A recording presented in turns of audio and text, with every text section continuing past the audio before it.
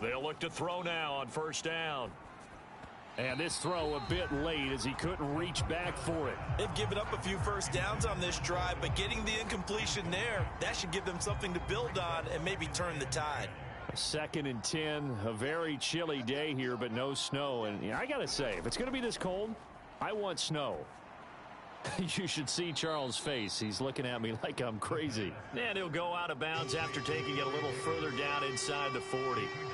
That'll leave them with a 3rd and 2 coming up. They got 8 yards there. And to give this time to the tailback. And he gets it to the 34. Good enough for the first. Well, partner, what do you think? Might have been 4-down territory if they didn't pick it up, but... Yeah, it's a moot point now. I was curious, so if they didn't get it there, would they have gone for it? I guess we'll never know. Yeah, we didn't have to make that call, but I have a feeling both of us would have said, go for it.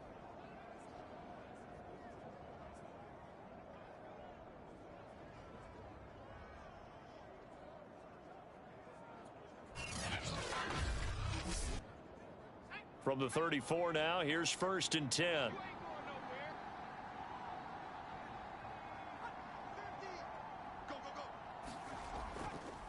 Here's a handoff out of the gun. And he'll take this ahead for about 4. 2nd down coming up. After 1, 7-0 on EA Sports.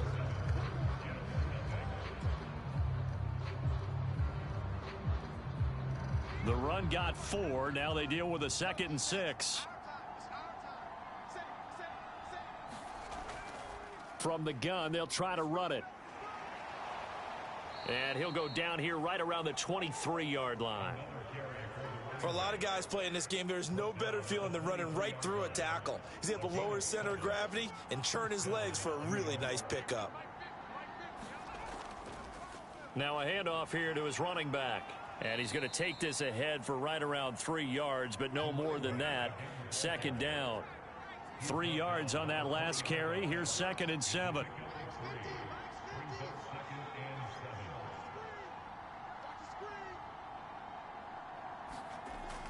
Now they'll switch it up here and look to throw. And that is incomplete. Oh, he had it and dropped it. That is an unforced error there, and it takes away what could have been a touchdown.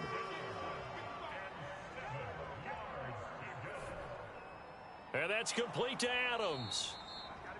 And the Jets are going to have 1st and goal as they try to finish off this drive with 6 points. A very important 3rd down conversion right there, because when you're trailing and find yourself this deep in enemy territory, the kicker's not even part of your thought process. You got to make it pay off with 6. Nice connection right there to set up 1st and goal. So another 3rd down conversion, and now they've got a 1st and goal.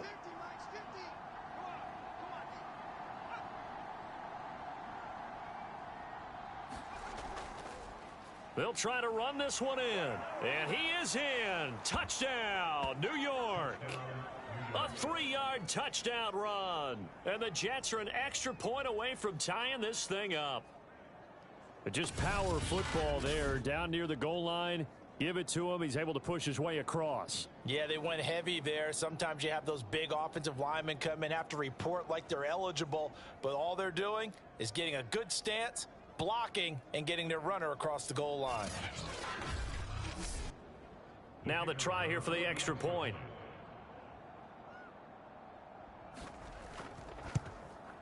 It's up and good, and we're tied at 7 here in quarter number 2. That one was an extended drive, 14 plays all told. And it ends with a 3-yard scoring run. So all leave it at 7 now as they kick it away. Taken at the goal line. And they'll get him down right around the 25, actually the 26 officially, so a net gain of 1 there. So Pittsburgh retakes the field for their 2nd offensive possession. After the long touchdown drive we just saw, you wonder if maybe that's taken a little of the wind out of this offense's sails, because they had it going pretty good last time too. Had to sit over there for a little while, didn't they? You know, they were eager, amped up to get back on the field after just scoring, hoping to get the ball back quickly. That didn't happen, so I'd say come out, just kind of get started again. You know, it doesn't have to be anything dramatic. Just get moving, get loose again, and see if they can get it downfield. 7 yards on the pickup there, and it'll leave them with a 2nd and 3. Good running right there. And this is a man who was a 1,000-yard rusher in the regular season, so you know he's going to get his chances, and he picks up nice yardage on that one. Harris going to get it again on 2nd down. And he is met in his tracks behind the line of scrimmage. It'll be a loss of a full 3 yards there, and it also brings up 3rd down. With his size, he's a tough man to bring down, but they do a nice job there stopping his progress and not allowing him to get back to the line of scrimmage.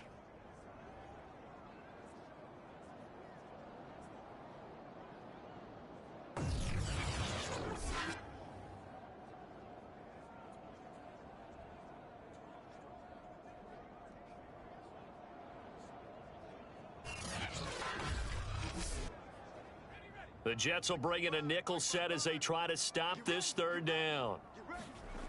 Throwing is Hurts. That ball caught by the former Toledo Rocket, Deontay Johnson. And he will have a Steelers 1st down as they're able to get the 3rd down conversion. I don't care how many times we see it. I still get a kick out of watching quarterbacks and receivers do the pass tree in pregame warm-up. But I always remember that when we go to practices, we see that after practices as well. They really tune it up, don't they? They tune it up. They know why they do it for these situations. 1st down. And they build that trust, and that's why they're able to find him in this type of a situation. And he's going to be taken down with a marker on the field. So let's see about the call.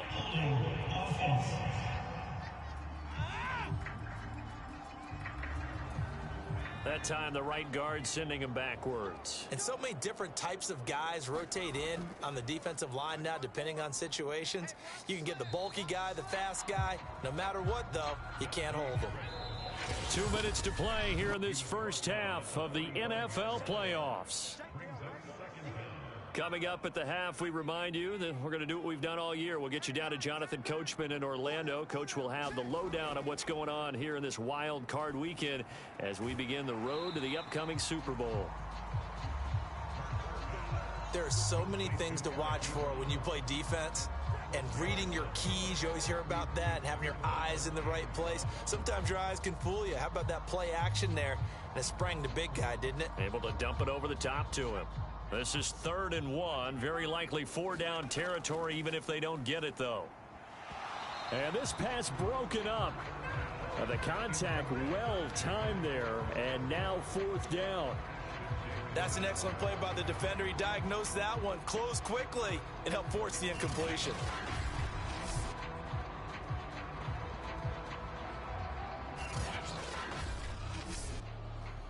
Feeling like they're not quite in field goal range yet. They're going to go for it on 4th. Hurts. Short little throw to Ebron. And he's going to be out of bounds down around the 35-yard line. Both sides were holding their breath there on that 4th down play, and the offense can breathe a sigh of relief. And both knew exactly where the 1st down markers were. You know the defense is trying to guard those sticks and try and keep people in front, but somehow, some way, those guys found a way to pick it up. On 1st and 10, it's Hurts. And he'll protect himself at the end here as he winds up getting pretty decent yardage. Creeping up on a minute to play in this 1st half. Now he's going to swing this one out to his running back. And they'll be inside the 25 now at the 24. Now the Steelers use the first of their 3 timeouts, as the stoppage will come with a little under a minute to go in this 1st half. They'll throw on 1st down with Hurts. It's brought in by Harris. Fighting him off. And he'll go out of bounds in the red zone just inside the 20.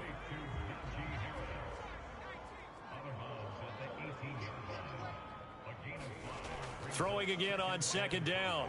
Hurts. He gets it complete to Harris. And he'll get him inside the 15 down to the 14-yard line. Now the Steelers use the 2nd of their 3 timeouts, as the clock will stop with 45 seconds to go in the 1st half. Throwing from the gun, it's Hurts. He's got a man open. It's Chase Claypool. And the Steelers are going to have first and goal as they try to finish off this drive with 6 points. Got to say, I was a little surprised to see him, Charles, come out in the shotgun on third and less than a yard. Yeah, but the way the NFL is nowadays, we hardly ever see anyone really run for it on short yardage. So they're going to throw the football more times than not. That was a nice, easy rhythm throw right there, and they pick up the first down. First down now, but the clock continues to move.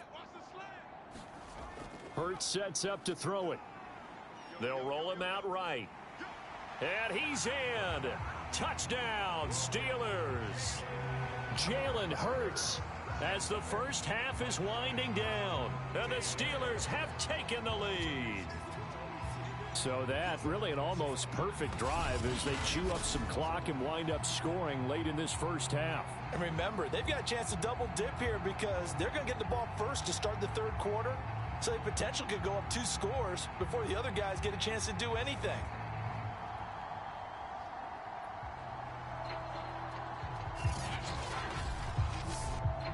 Boswell for the extra point.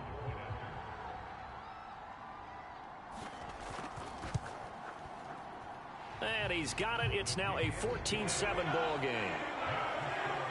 So that one a 13-play drive in total. And it's finished off with a 5-yard touchdown run.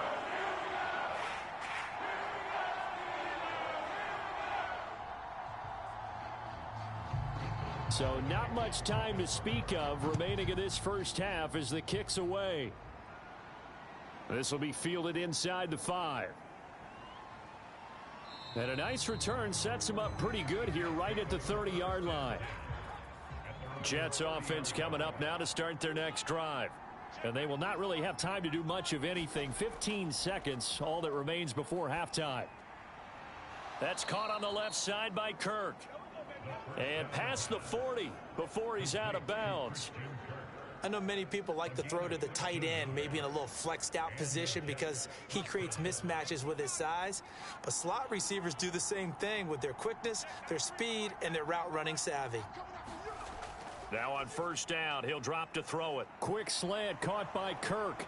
And he'll work it across midfield inside the 45. And this offense going to elect to burn a timeout with 5 seconds remaining in quarter number 2. And this is off target to the left. Didn't get there anyway. It's no good. So we're at halftime of this AFC Wildcard matchup. As we'll send you down to Orlando, and we check in with Jonathan Coachman for our EA Sports Halftime Report. Coach. All right, Brandon, thanks very much. We had great action yesterday, and this, the first of 3 more games coming at you here on Wildcard Sunday. We'll get back out to you guys in just a moment. But first, let's take a look back to yesterday's AFC Wildcard game. And you can see the result there. Meanwhile, nothing settled in our wild card game. It's a tight one as we get ready for the third quarter. Standing by to take you the rest of the way, let's get it back to Brandon and Charles.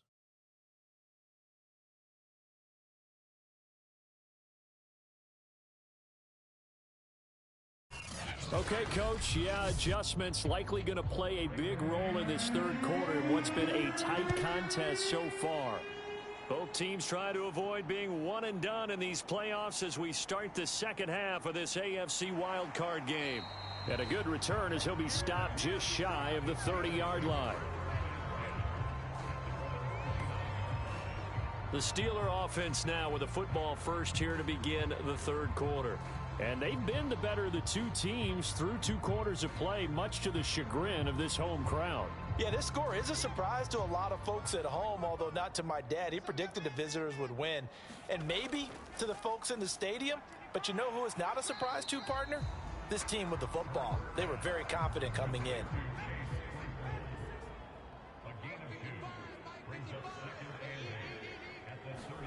To throw again on second down.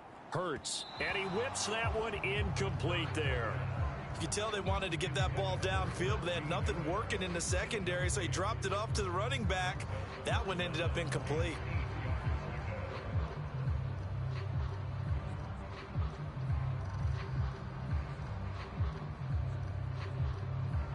So the failure to connect on second down, that leaves them staring up here at a 3rd and 8. From the gun, it's Hurts. And he will slide to a stop. He does have the first down. We just saw a nice example of why teams often bring in baseball guys to teach quarterbacks how to slide in key situations. You want to protect your franchise guy. Make sure he doesn't get hurt. He did exactly that on that play. A perfect slide to avoid the big hit and pick up a first down.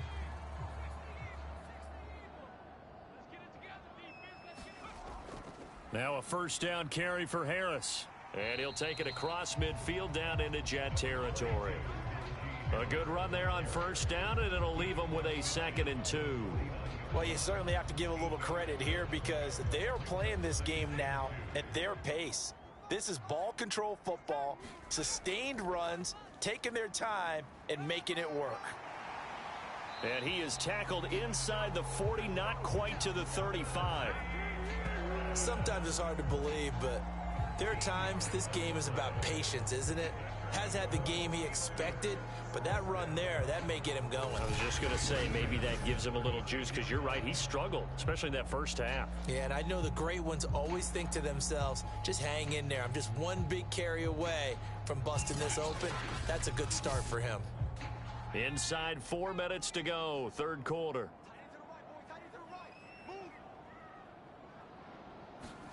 They go play action with Hurts. That's swung out wide to Harris. It'll go down as a gain of 6, and it'll bring up a 2nd down.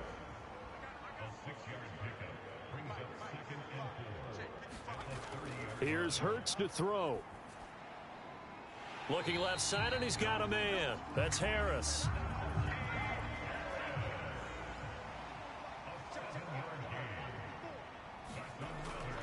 On first down, it's Harris. And he's going to take this ahead for right around 3 yards, but no more than that.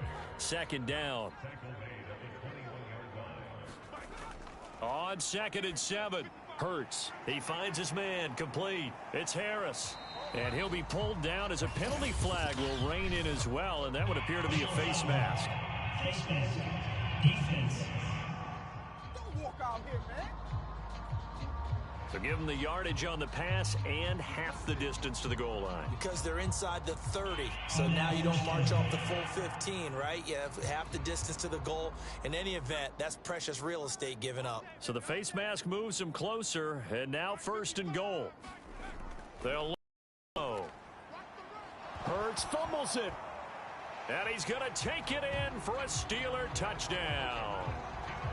Taking it in from 7 yards away. And the Steelers take the opening kickoff of the 3rd quarter and drive right down the field to extend their lead. Brandon, would you say they went from agony to elation in just a few quick seconds on that play? Probably thought they were about to give it up in the red zone and then touchdown. Yeah, there is absolutely no way that they drew it up and said this is the way it's supposed to be done. It just happened. But the end will justify the means. Extra point now by Boswell.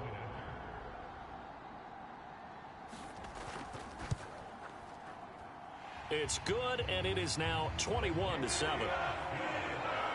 So that drive consumes 9 plays all told.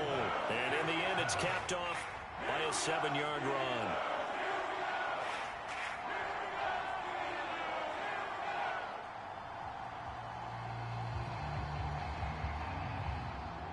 Boswell now to kick it away after the touchdown.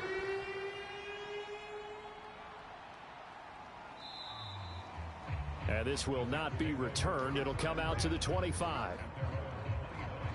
So here's the Jets offense now as they get ready for their first possession of the second half. And their deficit a little wider than it was at halftime. Does that touchdown a minute ago change the thinking here at all? I think it does, at least a little bit, because now urgency has to start setting in. You can't go out there and go 3 and out and run the risk of falling behind substantially, but you have to do it without pressing, because pressing, that'll lead you into bigger errors. Now they try the right side here. And now a fumble. The ball's out. And it's picked up by the Steelers. And they will take over at the 26-yard line.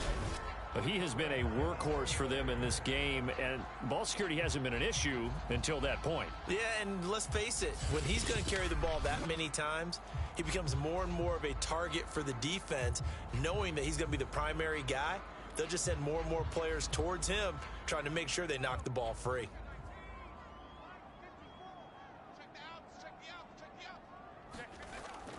They'll run on first down. Harris. Credit him with a 1-yard gain there to make it 2nd and 9.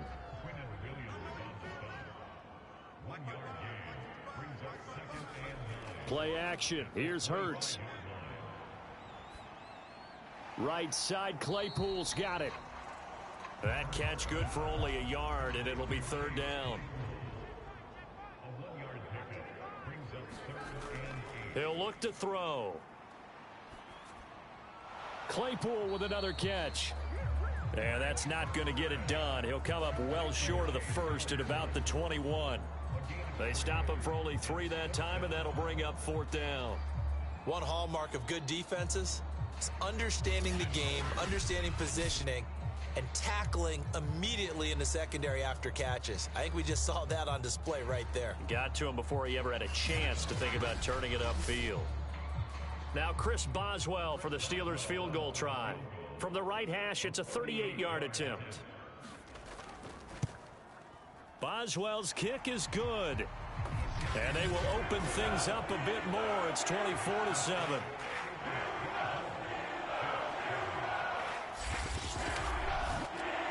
So they recovered the fumble, but ultimately could not take advantage of the short field. Definitely a lost opportunity right there. I mean, they were in prime position to put 6 on the board, ended up settling for 3. New York set to take the field. And the turnover last time, that's sort of been symptomatic of their struggles here in this one. Big word. I like it, though, because you're exactly right. You like that, don't you? All game long, they've struggled moving the ball, turning it over on the last possession. Is that word again, symptomatic? Yeah. I like that. Your analysis, symptomatic of the success of this broadcast. What I like is that you gave me the word, and I just kept using it. And he'll be brought down on what's going to turn out to be the final play of this 3rd quarter. 1 quarter remains for the right to survive round 1 here in the AFC. We'll return with more after this break. You're watching the NFL on EA Sports. 2nd and 3. He finds his target. It's Schultz. And the tight end is certainly a position built to move the chains because they can control space underneath. If they've got good hands, then, of course, they're a dynamic target. But one other thing is they're right in the sight lines of a quarterback on just about every play, and that makes it easier for the quarterback to pick him out and deliver. Back to throw now on first down. That's going to be caught by Kirk. And he'll be taken down, but not before he works it past the 50. Operating out of Steeler territory now. Here's 1st and 10 at the 48-yard line. Here's a throw out wide, complete to his running back right side. And he'll be brought down somewhat awkwardly here, and a late flag as well. I think this one's going to be a face mask. I don't know what the heck he was looking at. So they'll take the yardage and tack on 15 more for the face mask. Talk about a play that absolutely costs you in the end. Just trying to do your job, right? Trying to get him on the ground. Next thing you know, they're march off another 15 against your squad. They'll look to throw again. And it's complete to Adams. And he gets it all the way down inside the 10 and mark him at the 5. This defense has certainly had an outstanding second half, haven't they? I know they just gave up a first down there, and for the offense, they're hoping that that's something that they can jumpstart with and maybe start to move the ball a little bit better. But it's been tough sledding for them here the entire second half. 2 big plays in succession. Not sure this D knows what hit them, but now they got to get ready. It's 1st and goal. This is caught. Touchdown, Jets. Christian Kirk. A 5-yard touchdown. And the Jets have got it back to a 2-score game here in the fourth. So a little bit of a letdown there defensively. I mean, look, you're still 2 scores to the good, CD, but things may be a little more uncomfortable than they had hoped. Yeah, if you'd kept them out of the end zone there, this game's over. You've locked the door on them. Instead, it's still open a little bit, and they've got a puncher's chance. Now for the point after.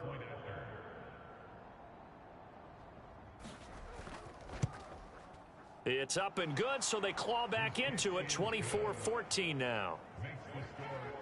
So that drive spanned 5 plays, and it ends with a Jet touchdown. Set now to kick this one away, and off it goes. And here comes a return from just beyond the goal line. And it's a pretty good return here as he'll get this up to the 29. Jalen Hurts in this offense trotting back out. So, Charles, there are the numbers. What's happened here? Defensive adjustments that's caused him to sort of fall off a bit? I think so. That has to happen. You've got to make some changes because in the first half, they were pretty effective. But the second part is sometimes when you're doing really well, you get off your game a little bit. You get off the gas a little. You're like, okay, we've got this thing. And that's not necessarily the case. Maybe right now, someone just needs to tell a joke in the huddle, loosen things up, and get their big guy going again.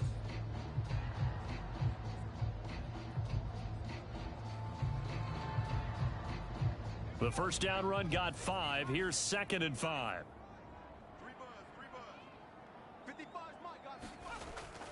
They'll set up a throw. Firing quickly here, and that's complete. And they'll get it up just short of the 45 at the 44.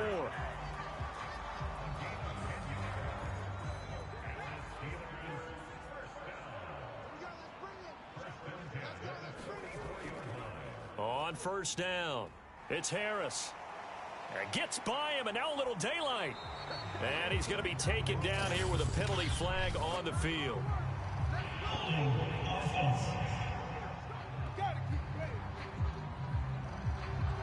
So this will be accepted as it moves the offense backwards. They'll try and run some clock here as they keep it on the ground. To the 40 and no further. So the broken tackle didn't get him much. 2 yards on the pickup. It'll be 2nd down. They stay on the ground. Again, it's Harris. And he's got some space here. And he'll get it down to the 47 here. 57 yards rushing for him now in the ball game. And the Steelers on 3rd down. They've converted 3 out of 5 thus far. They're up against a 3rd and 1 situation. On play action, they'll throw. And he will slide to a stop. He does have the first down. Down under 2 minutes to go in this football game. And not totally home free yet, but it's looking good as they come up 1st and 10. Now a give. Running left is Harris. They get him to the ground right on the cusp of the red zone after a pickup of 5 or 6. So fresh out of the 2-minute warning, and here's another timeout taken with 1:55 remaining. Again, it's Harris on 2nd down. And he'll take it down here just shy of the 15 at the 16-yard line. Whistles now and a timeout. So defensively, they burn it here with 1:51 left. So the ball down to the 16 here for 1st and 10. They hand this off to Harris. And he'll go down here at the 12-yard line. The Jets going to go ahead and use their final timeout as they'll talk things over prior to this upcoming 2nd down play.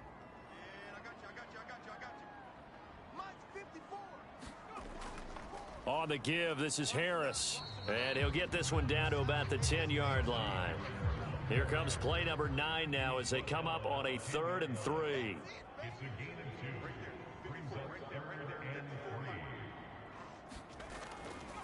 Harris. And he gets the first down yardage he needs before he's brought down at the 6. Starting to look like this drive, it may be the final nail in the coffin. Well, this is why you work out so hard, right? This is why you spend all that time in the offseason.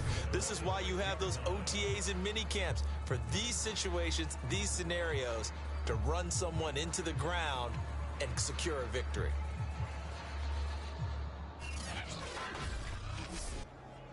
Well, they probably don't need to run a play here, but you wonder if they're going to be able to resist on 1st and goal.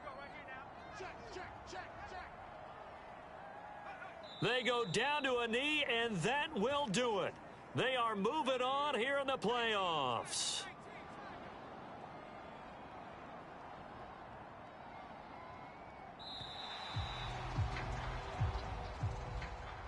Well, 1 win down, still 3 to go to get to the most hallowed ground in sports, but a good start. A terrific start because they get to move on. Unfortunately for the team that lost, it's a long offseason ahead for them now.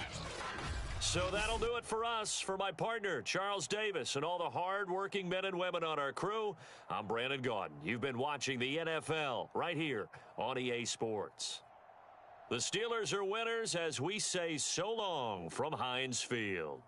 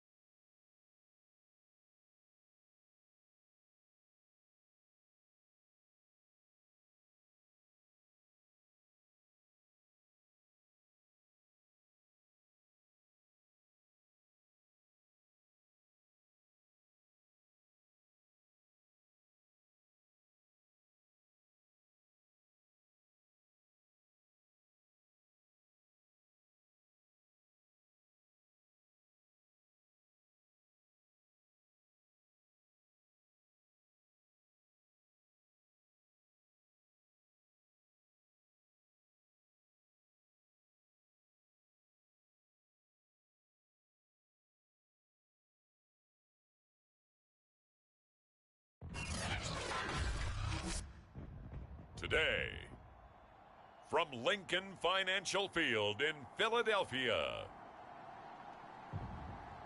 it's the NFC Wildcard round on EA Sports.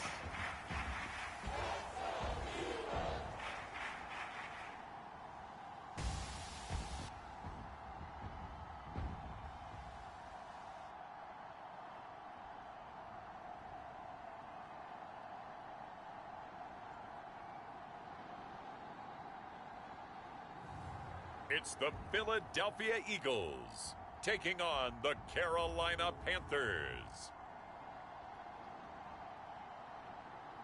It's the NFL on EA Sports as you take a look there at Lincoln Financial Field in Philadelphia, PA. Straight ahead, it's Wild Card Weekend, and we've got a great one in store between the Carolina Panthers and the Philadelphia Eagles.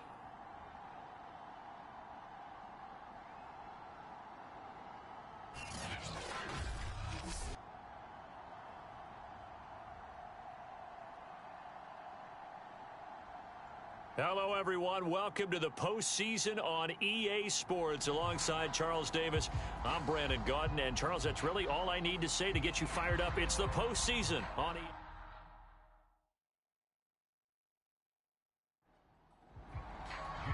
Winner or go home is the mantra, and off we go. We're underway in this NFC wildcard game. Taken in at the 3. And he'll take it up past the 25 to the 26-yard line. So here are the Panthers now for their opening drive. And they'll be led out by the guy under center, Charles, their quarterback. Let's face it, it doesn't matter if you're a rookie free agent or a 15-year vet. Guiding a team to victory on the road in the playoffs, that's no small feat. And it's going to be really important for him to play mistake-free football. But equally important, create some big plays as well to give his team confidence that they can win. And he'll work this forward for about 3 at second down. And, Charles, despite this list of key inactives that we see here, they've obviously still been pretty successful. Give everyone credit for this one, because to me, when that happens, key guys are out, the next man steps up and plays well, but that starts with the organization itself, all the way through. No excuses for guys being out, finding guys who are capable backups who can step up and play when they need them, and we've seen the results of that. This team knows how to work through things. Out of the gun now on third down. Got his man, Robbie Anderson. And he'll be taken down, but not before they work it across midfield. So opening drive, third down, they go with a slant. It works. And I'm wondering when the league's going to figure it out, because everyone throws it on third down. You expect pressure, so you want the ball in the hands of the quarterback quickly. It's a 3-step route ordinarily, and you're throwing it where you see the receiver breaking towards you. So it's an inside route. Everyone likes it, and it's executed very well. On first down, he'll drop to throw. And he finds Beasley, complete. 5 yards on the catch there, brings up second down.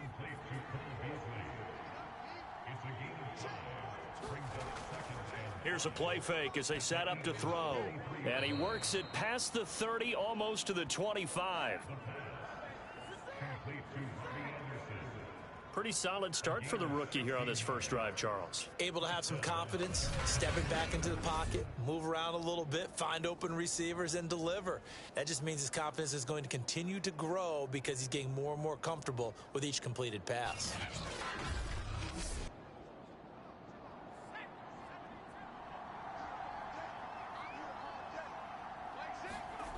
They'll stick with the passing game as he looks to throw. He's got Anderson right side.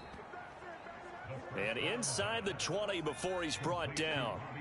So the ball down to the 16 here for 1st and 10. On first down, this is McCaffrey. And able to get him down, but he does reach the 5. They've taken this opening kickoff and marched it right down the field defensively. Not much resistance. And that's the point, because my admiration is for the guys moving the ball right now. They know what they're doing. Their plan is working. But I flip it over and watch and say, okay, what are you going to do to change things up? Because if you don't, they're going to put that ball in the end zone real soon. He'll look to throw. And it'll be caught in the end zone for the Carolina touchdown by DJ Moore. A 5-yard touchdown catch. And the Panthers will strike first here in this wild card matchup. I'll let you do the analysis, partner, but with every touchdown pass this young quarterback throws and with the success that his team has had, I just continue to be more and more impressed. Let's both do the analysis. Impressed. Aren't we both? Yeah. I mean, and why shouldn't we be? We've seen him improve throughout the year. We've seen him settle in now, and you can see the confidence of the team has grown. His confidence has grown. I think that everyone around this guy feels good about what they've seen, and it's also safe for him when he's driving home to turn on Sports Talk Radio. He's okay.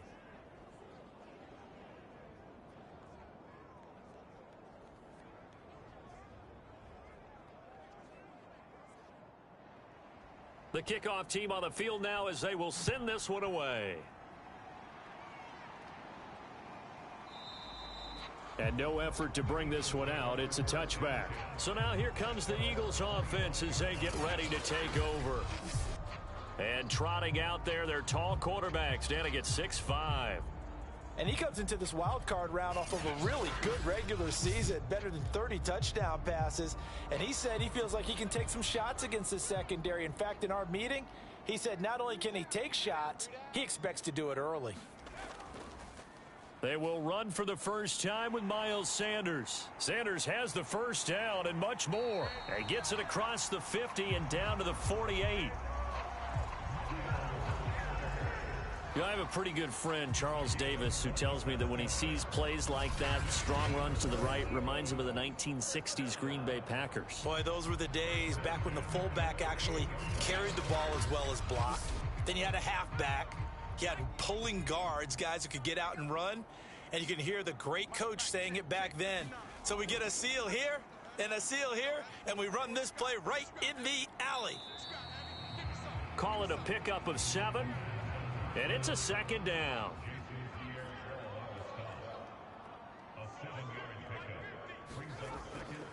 They'll run with Sanders. He's got a first down and more inside the 30. And finally taken down at the 20-yard line. 48 yards rushing for him now as he has started this wild card round with a flourish. Good, strong, explosive run that started inside, which means you've got to control those defensive linemen, the defensive tackles, the nose guards. Those guys have to be controlled. How about the offensive line, the job they just did? Yeah, key that A-gap usually on those runs, right? That's where it all starts because everyone wants to kind of control that area. It disrupts things from the defensive side and the offensive side. As we just saw, it opens up possibilities. And he'll take it into the end zone for an Eagles touchdown. Marlon Mack taking it in from the 20. And the Eagles are within an extra point of tying this thing up. That almost looked too easy, and I think thanks goes to the offensive line for making it look easy. Yeah, I agree with you totally on that one. I'm not sure how much everyone understands the preparations that go into a game for an offensive line, because there's a reason that running backs and quarterbacks give them big gifts at the end of a season after a big year. The consistency and the continuity it takes to know each other and execute their blocks is pretty impressive. Elliott good on the extra point. And that will tie our score here in this opening quarter of play.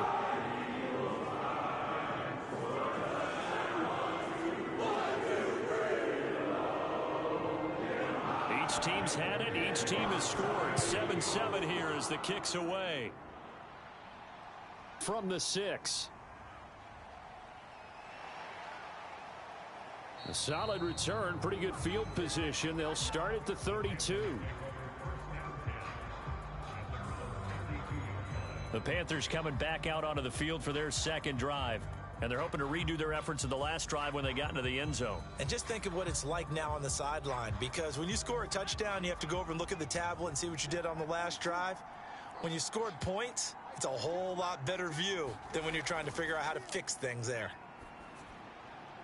Now he dumps this off over the middle. And they'll get it up just short of the 45 at the 44.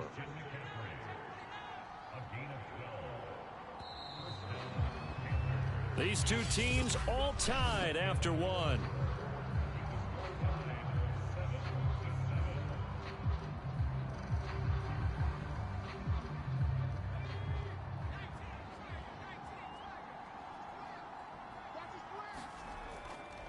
A give running left, it's McCaffrey.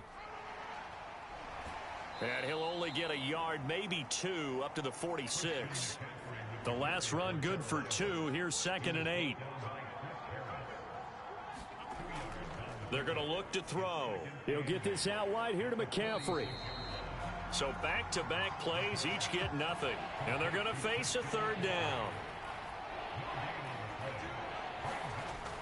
Looking to throw. He's going to drop this down to McCaffrey. Well, this is going to depend on the spot, but it's not a very generous one. He looks to be about a yard or so short. They'll wind up getting 7 on the play, and that'll bring up 4th down. A short game that doesn't get them the first down brings up a 4th down situation. Really nice job defensively. They knew where the sticks were. They got the stop before it.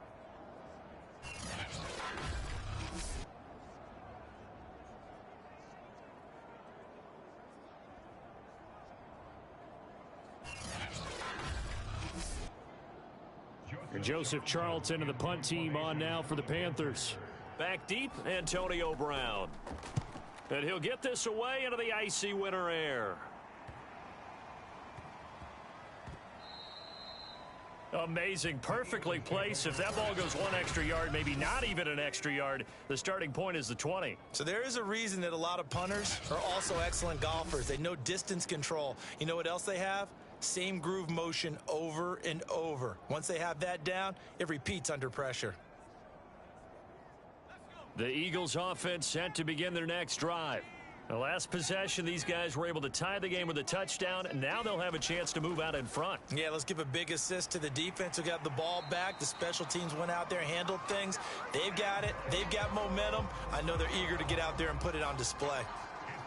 Quarterbacks love slant routes because the receivers are breaking right into their line of vision, and receivers love them as well because they're getting the ball on the move and able to catch it and try and get upfield and gain additional yardage.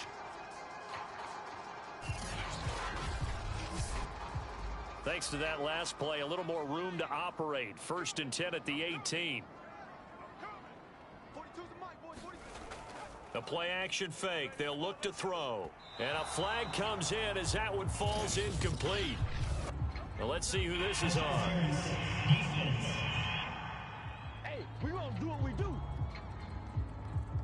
So a PI call going to cost him there defensively. What did you see? Well, I think it's the right call, partner, because sometimes we'll see officials kind of let them play. But by the letter of the law, that's definitely a penalty. And he'll be taken down, but not before they work it across midfield.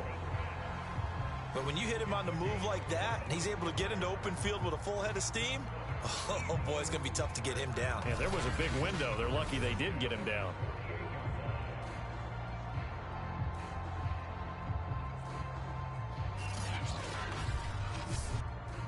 Back-to-back good plays have them on the move on 1st down.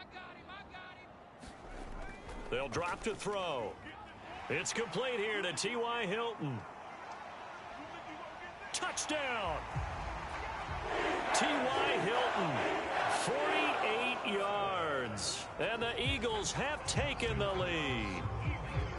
And a nice job by him to catch the slant and then navigate and break free. And receivers love slant routes because it gets the ball in their hands so quickly and oftentimes on the move. And when they're on the move like that, then they get to use their best asset, which is usually their speed. And their speed sometimes, like this instance, can take them into the end zone. Elliott now to add the extra point. And he's got it. It's now a 14-7 ball game. The drive there only spanning 3 plays. And it was capped off by an Eagles touchdown.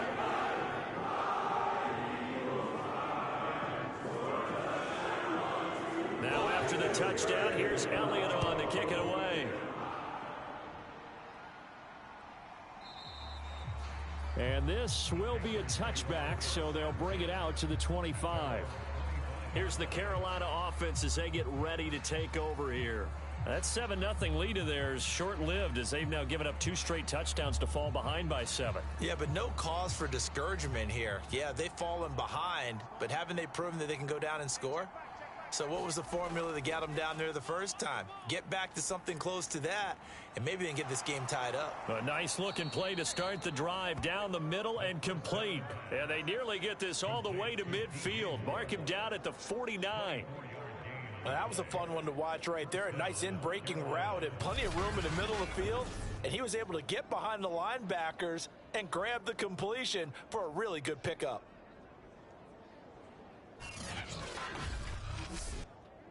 So one play, and they're already just shy of midfield. This is McCaffrey on the give. And across the midfield stripe into Eagle territory.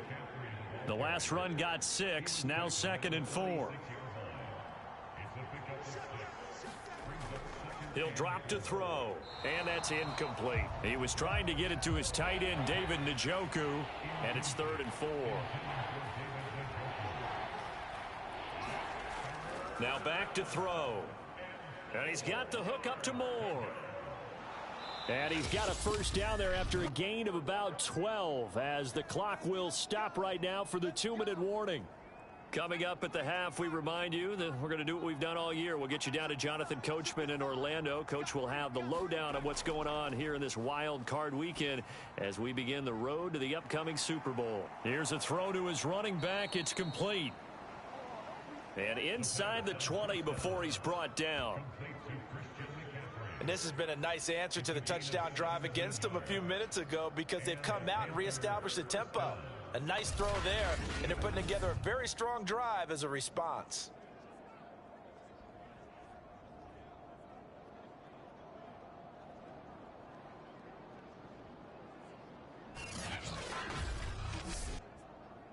So from the 17 now, here's a 1st and 10. From the red zone now, they'll look to throw. He's got Njoku over the middle. They'll contain him to just 4. 2nd down. Not a big window to throw. Coverage wasn't too bad there. Yeah, they had him under wraps pretty well, but somehow able to muscle his way open and catch the ball.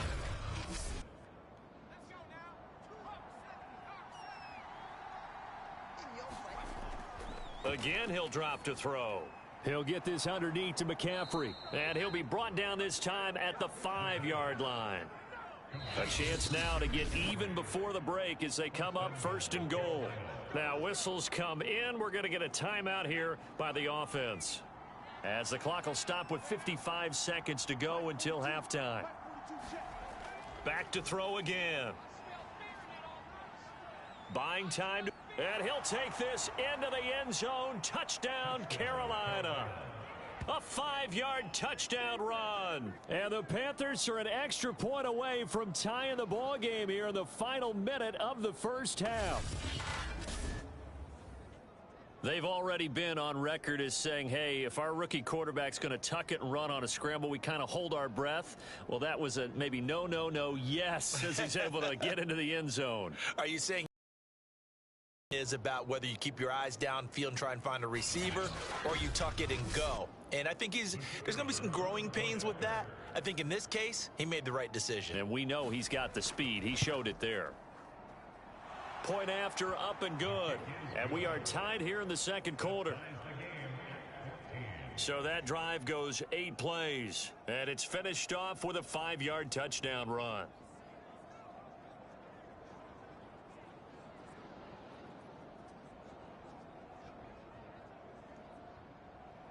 This one tied at 14 now as he sends this one away. Taking it about the 1. And they'll start this drive just across the 30. Pretty nice work on the return. The Eagles offense going to take over late in this first half. And we'll see what they want to do. 45 seconds is all that remains until the break. Line of scrimmage, the 31 now on 1st and 10. They'll come out throwing here to start the drive. Fighting Hilton on the slant. The Eagles going to take the first of their timeouts as they'll stop it with 40 seconds remaining in this first half.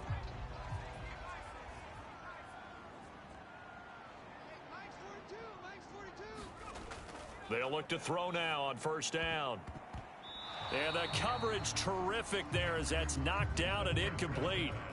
Quarterbacks work all the time on manipulating a defense with their eyes and their head movement. In this case, he just stared the receiver down. That allowed for excellent coverage, able to knock that one away. So after the incompletion on 1st, now 2nd and 10. Back to throw here. And he's got his receiver. That's Sammy Watkins.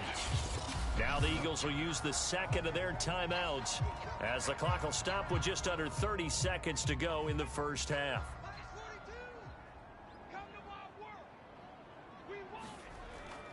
On 3rd and short, they'll try and pick it up through the air. And Sanders has got it complete. And he gets this down inside the 35 before going out of bounds.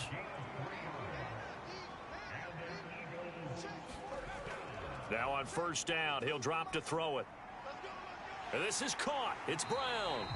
And he gets this one inside the 15, just a yard or two shy of the 10. Now a timeout. 7 seconds left in the first half. Now a 1st and 10 at the 11. They'll look to throw here. Touchdown, Eagles. Sammy Watkins as time expires in the first half. And the Eagles have taken the lead on the final play of the first half. Elliott good with a PAT. And that will take us to the end of the first half of play. So we come upon halftime here in this NFC Wildcard matchup. As we'll send you down the coast now to Orlando, that's where we find Jonathan Coachman ready with our EA Sports Halftime Report. Coach. All right, Brandon, thanks very much. This, the second of our triple header here on Wildcard Sunday. We'll get back out to you guys in just a moment. But first, let's take a look back to yesterday's NFC Wildcard game. And it's the New Orleans Saints who will march on as they defeat the Dallas Cowboys. Meanwhile, nothing settled in our wild card game. It's a tight one as we get ready for the third quarter. Standing by to take you the rest of the way, let's get it back to Brandon and Charles.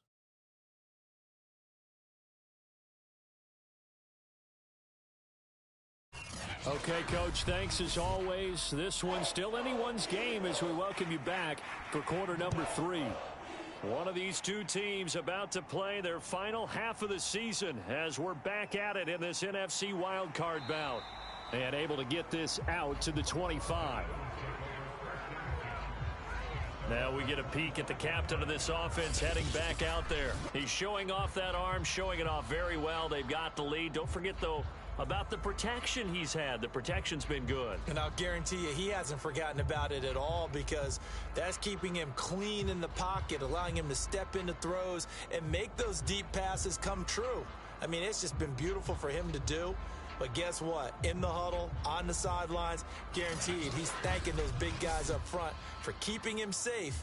I have a feeling he may even buy dinner. Indeed, entertaining to relive some of those deep balls. Second half will start with a run by Sanders. And he'll wind up with about 6 up past the 30 to the 31. Second down at 4.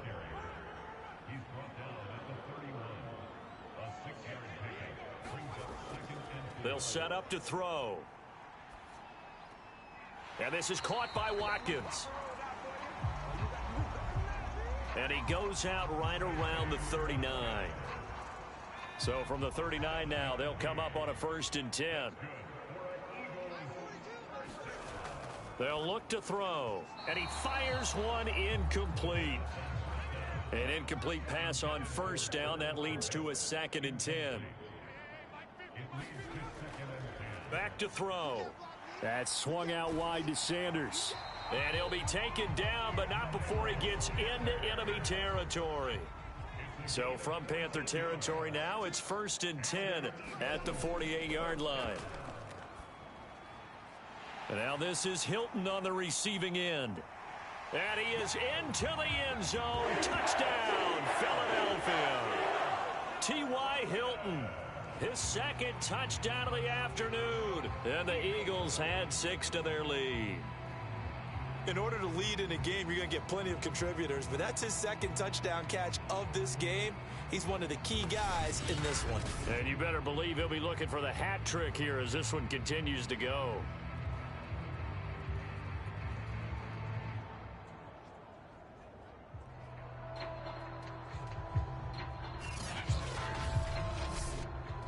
Elliott on for the extra point.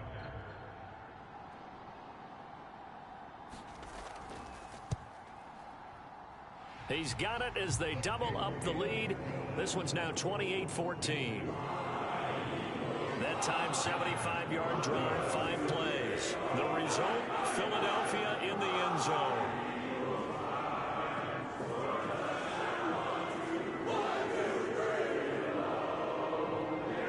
Now after the touchdown, here's Elliott on to kick it away. And that'll carry over the back line of the end zone for a touchback. The Panthers offense now, they head back on the field for their first possession of the second half. And their halftime hole now even deeper, and they need a big drive here just to answer the first touchdown of the second half scored against them. They were down at the half. Now, as you mentioned, they're down a little bit bigger, but no time for discouragement. Just got to get back to it, right? Put your shoulder against the boulder and start pushing and try and get back to where you were to start the half. And he's taken down but able to slip across the 35.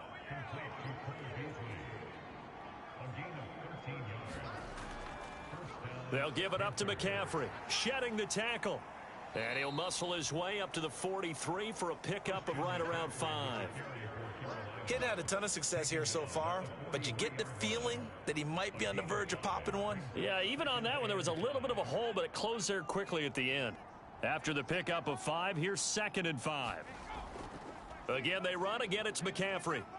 And he's going to bull his way forward to the 48. This offense in desperate need of a conversion as they come up on 3rd down. They'll try and pick it up with McCaffrey. And he's got enough for the first across midfield to the 48. I know the game's changed. A lot of people would say it's evolved. Look, I'm a little bit Neanderthal, okay? I love this. No exotic formations, no misdirection. Just line up and run the darn ball, pick up the first down. I love it. Yeah, 3rd and short, that's what you're supposed to do. Like you said, old school, smash mouth football. So from Philadelphia territory now, here's a 1st and 10 at the 48-yard line. Now they'll switch it up here and look to throw. Dancing to his left. And now look at this. Big gain, but a fumble. And the Eagles have recovered. There are 2 words that we hear coaches say all of the time. One starts with a B, one starts with an S. Ball security. And they preach it. They have it up in meeting rooms, right? You see the signs. They talk about it all the time. But still, when you've got defenders out there who are preaching, hey, we're going to take the ball away from you, no matter what position you play, you've got to take care of the rock.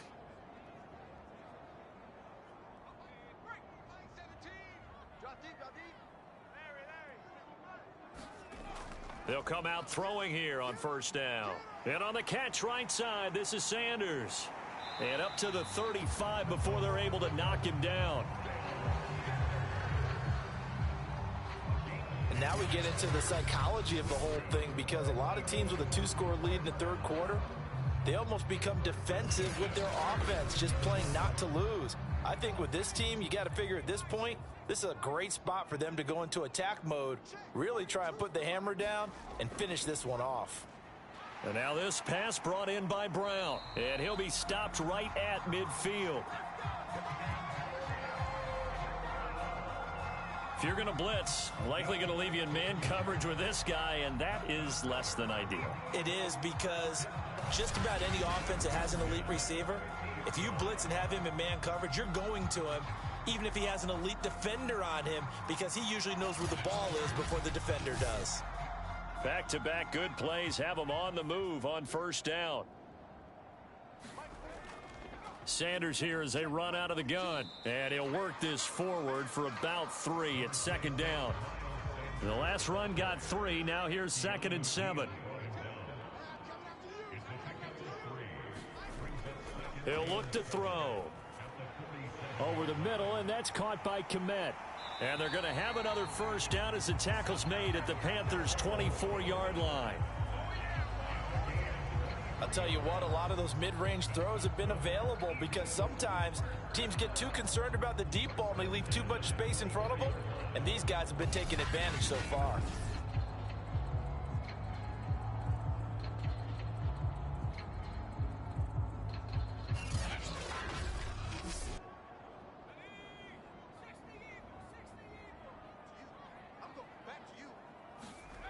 They'll look to throw here on 1st down. Over the middle here to Brown. And he'll go down, and that will do it for the 3rd quarter of action. 1 quarter remains in this NFC Wildcard matchup. We'll return with more after this. You're watching the NFL on EA Sports.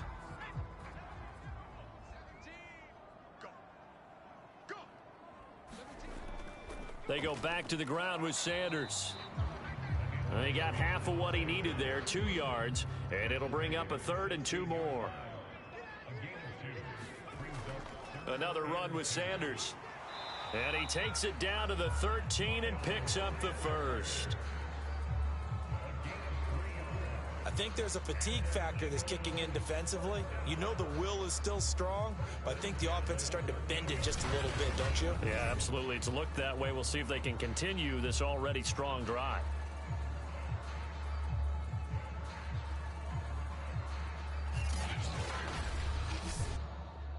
From the 13 now, they work on 1st and 10. Here comes Sanders on the toss right. This carry, despite the extra effort, will be stopped short of the 10. This drive's taken more than 3 minutes off the clock already as they come up on 2nd down. Now they toss out wide to Sanders. And he'll get this one down to about the 10-yard line. An 8-play drive to this point. So here's play number 9 on 3rd and 7.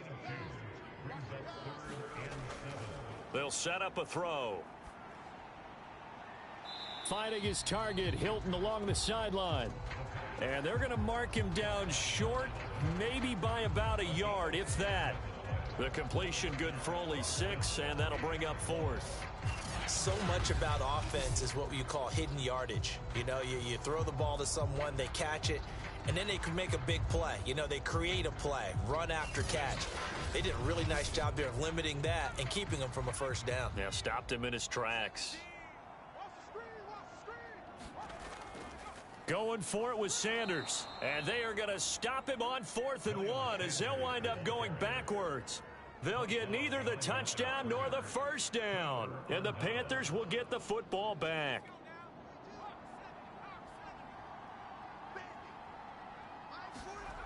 They'll try and start this drive in the air. High throw, but he makes the catch. And they'll get him down up past the 15, just shy of the 20. All right, this is the time of the game where they're down a couple of scores, and they've really got to get some yards in chunks, and they know the defense doesn't want to give those up, but they've got to find a way to take them anyway. Now the question is, can they string a few of those together? So a much rosier picture now after that last play. Here's 1st and 10 at the 19-yard line. They'll set up the screen to McCaffrey.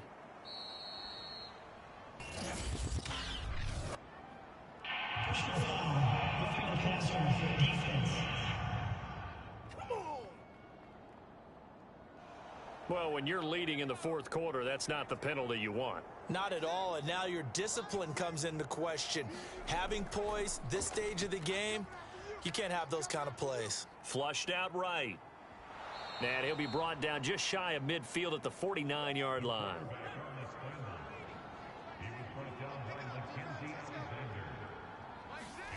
Second and 1. He's got Njoku, his big tight end. That was a route run not just with dexterity, but with intelligence. Found the hole in the zone, made sure the quarterback saw him, and was able to make the sure catch and flip the down marker back to 1. On 1st down, he'll drop to throw. His throw incomplete. 2nd and 10.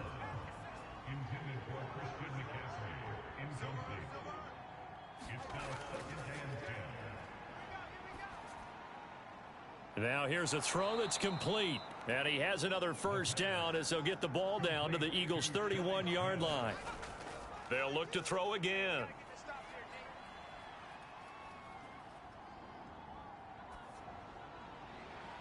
That is caught by Anderson. And they move this all the way down to the 9. Now after the completion, we're going to get a timeout, an injured player. While the training staff takes a peek, we'll take a break.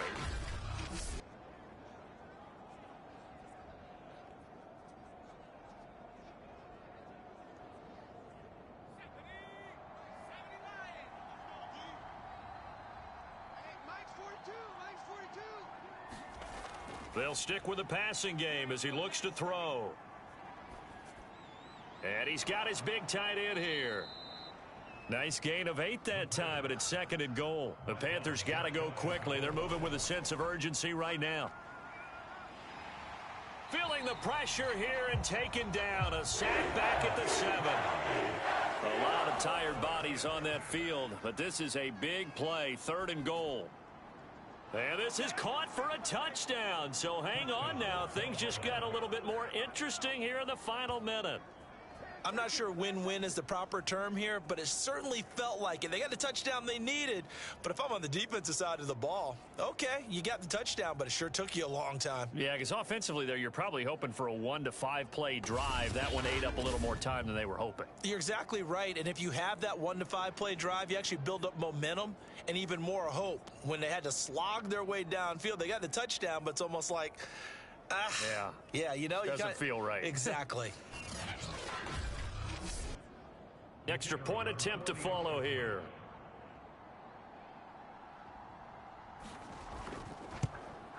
He's got it, and they're back within a touchdown at 28-21.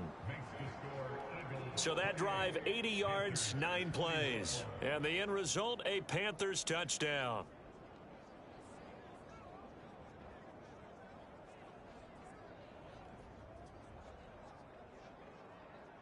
So a little under 50 seconds to go. Plenty of time if they can get this onside kick. And this is going to be recovered by the hands team. And that should just about put a capper on this one. Well, fourth quarter, they felt like they needed the football back. Unfortunately, they couldn't get it. And I know we brought analytics into the game, and someone has said here that the data says that when a team's expecting an onside kick, 80% of the time, the team expecting it, they do actually recover the ball, which is what we saw here. I just wonder if that number is much more of a anecdotal type of a number. Kind of like when the coaches tell us, well, when you score on special teams, 93% of the time you win the game. I'm still waiting to see that number is empirical. A nice run there by Sanders on first down as he'll wind up with a gain of about 7 before he's brought down. Now the Panthers going to use the first of their timeouts as they'll stop it with 40 seconds remaining in this fourth quarter.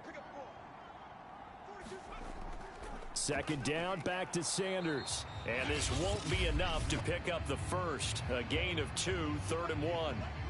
The Panthers going to use the second of their timeouts as the clock will stop with 37 seconds to play. Here's a play fake as they set up to throw. This is caught by Hilton. And all the way inside the 15 before they drop him. Now the Panthers going to signal for their third and final timeout as they'll stop it with a little over 30 ticks to go in the football game.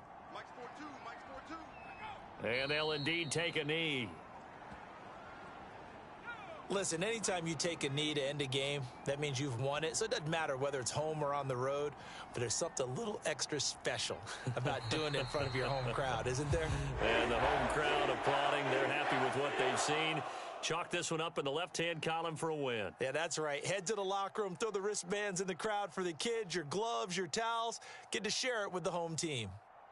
Getting into the playoffs is one thing. Now they get to move on. Just 8 teams left. The dream stays alive. Everyone's gunning for the Super Bowl. That's the ultimate. But you have to get there in incremental steps. One win today gets them one step closer.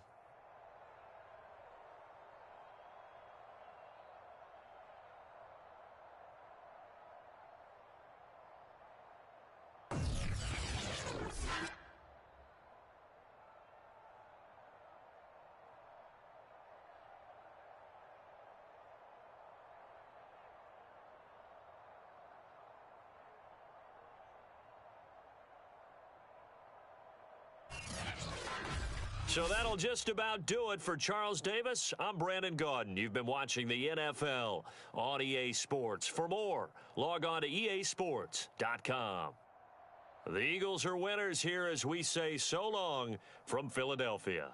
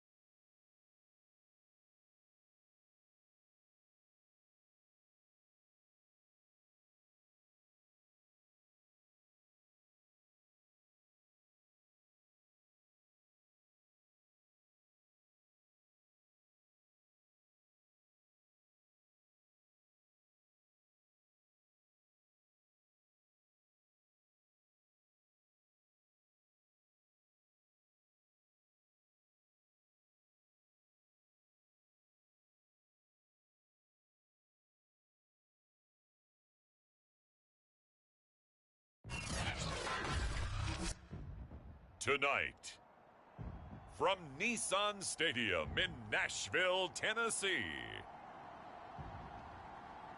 it's the AFC Wildcard round on EA Sports.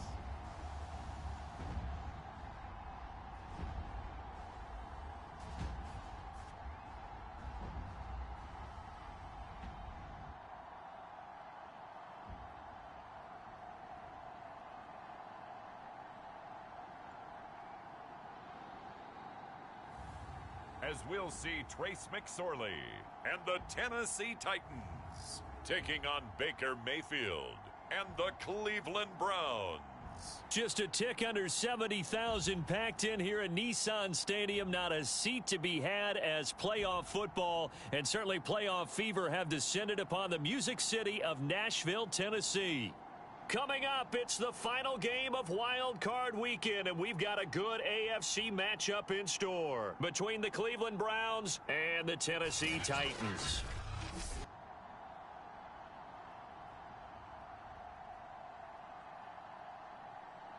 Hello, everyone. Welcome to the postseason on EA Sports. Alongside Charles Davis, I'm Brandon Gaudin. And, Charles, that's really all I need to say to get you fired up. It's the postseason on EA Sports. And no one's more fired up than the guys who are going to be playing in this game. This is what they fought for all year long. Go back to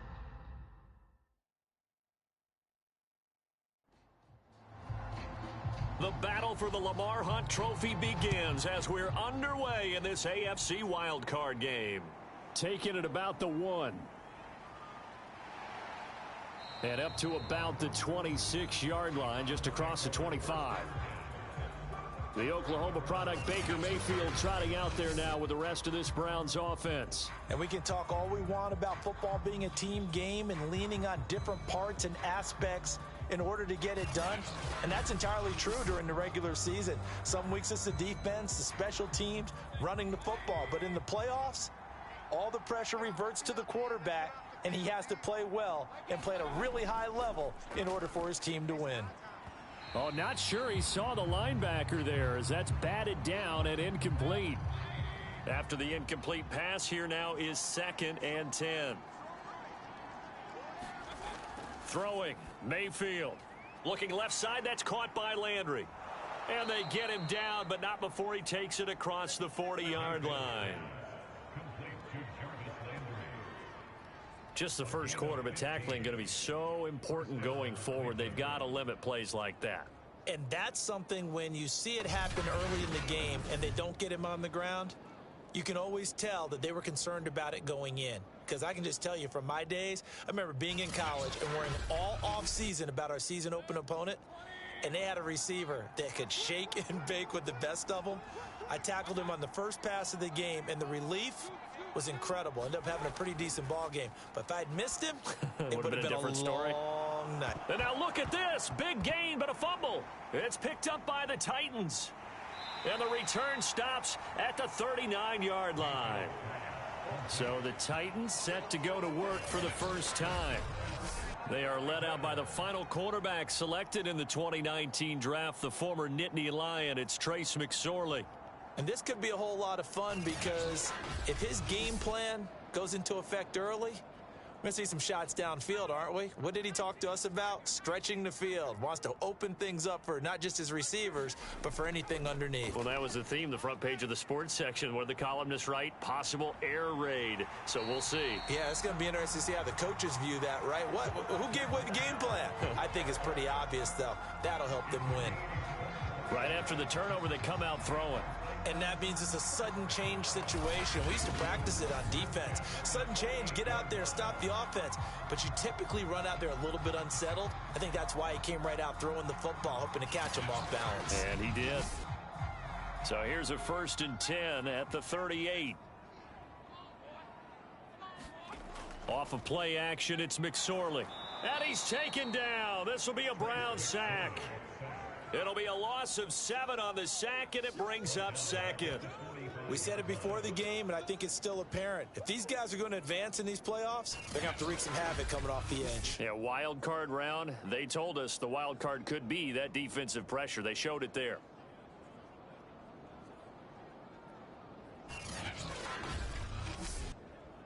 Don't need it all back at once, but you figure they're going to need something here. 17 yards to go on second down. Another try after the first down sack. McSorley. 20, 10, and he takes this one back into the end zone, and the Browns defense has a touchdown. And we'll see if that pick six looms large as this game continues, because we've seen plays like that alter a lot of playoff contests over the years. I would agree with that totally, and you often think to yourself, why do they alter it so much? Because after games, don't we hear coaches and players say, well, one play doesn't usually determine the outcome? But I don't think that's really true, do you? Because there's times when we see plays like that, and all of a sudden the momentum jumps to that team side, it deflates the other side, and they never pick it back up. And then things really go from there, don't they? That's the thing for me. We talk about momentum changes. A play like that is the ultimate momentum change. Extra point safely through, and it's now a 7-0 game.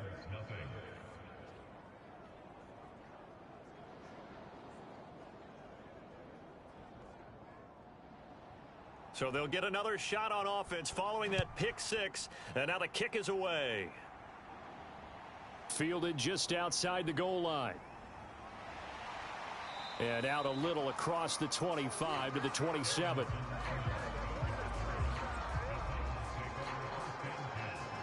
Here he is, the man taking the snaps under center, heading out for the next possession. And looking to erase his memory bank from his opening drive a moment ago that ended in a pick six for the first points of the ball game. And in my experience, a lot of quarterbacks, after throwing a pick six, the first thing they want to do is fire another one and get those points back immediately. But what really helps you get back in sync is a good, long, methodical drive, mixing the run and the pass, tamp things down a little bit.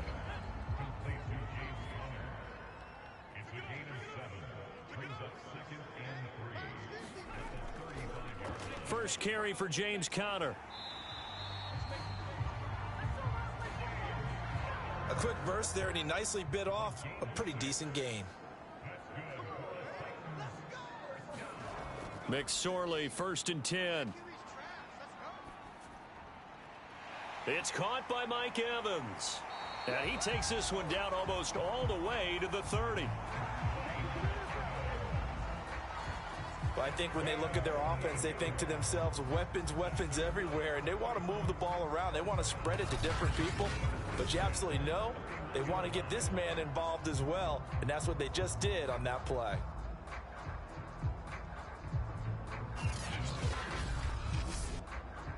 So a 1st and 10 upcoming from Browns territory now, down at the 31. A give running right is Conner. 5 yards on the carry. Good pickup on first down. Conner going to get it again on second down. 3 yards is half of what they needed. Now can they get the other 3 here on third down? Here's McSorley to throw. Yeah, this pass broken up. Excellent coverage there on third down, as that was not an easy one to hold on to. They'll run for it with Conner. And boy, is he close. Did he get there? No, they're going to say he's short of the line to gain. The Titans try it, but ultimately they fail on 4th down. And this Browns defense stands tall. Mayfield going to lead the Browns up now, 1st and 10 at their own 21. First carry for Nick Chubb. Give him a couple on the carry there, 2nd and 8. Well, any lane that might have been open there was closed pretty quickly, and that was because the defensive front, they won that battle at the point of attack at the line of scrimmage. They used great leverage, held their spot, and stacked him up. The last run got a couple. Here's 2nd and 8. Mayfield looks to throw. He's going to drop this one down for Chubb. And some space here.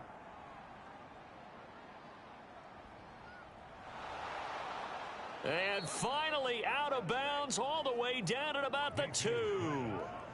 A big play there on the catch and run. We know he's good at catching the football, but then after the catch, he's got escapability. Not only that, he's got some toughness as well, because you know he's coached very hard to make sure he battles through, breaks tackles, and then they finish with, but don't fumble the football. After the big play, a chance to finish now on 1st and goal. They'll give it to Chubb. And he is into the end zone. Touchdown, Cleveland. Nick Chubb taking it in from 2 yards out. And the Browns are going to tack on to their advantage.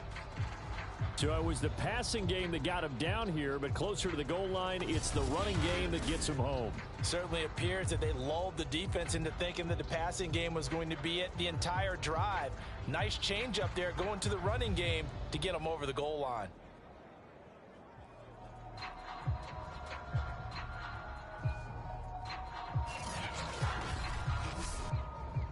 Now they'll line up to kick the extra point.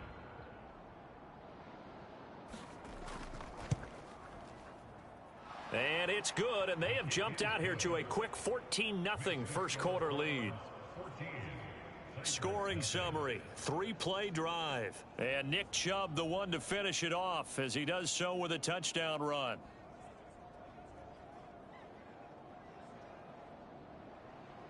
Out is the kickoff unit as they run up and send this one away. Takes it at the 7. Oh, a dangerous return man showing it here. And all in all, a pretty solid return. Nearly got it to the 35. They'll mark him down officially at the 34. Tennessee offense about set and ready to go. And he'll work this one up to about the 38.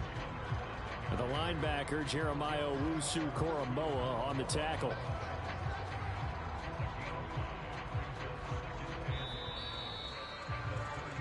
$14-0 the score. This is the NFL on EA Sports.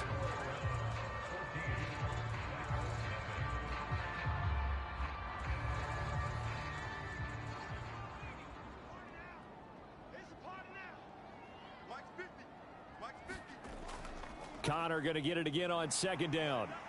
And he's across the 40, 3 extra yards to the 43. It's a 5-yard gain, but they'll still be a yard short here with 3rd down now looming. And there's a run to be happy with. Good, solid yardage. He'll take that anytime you hand the ball to a back.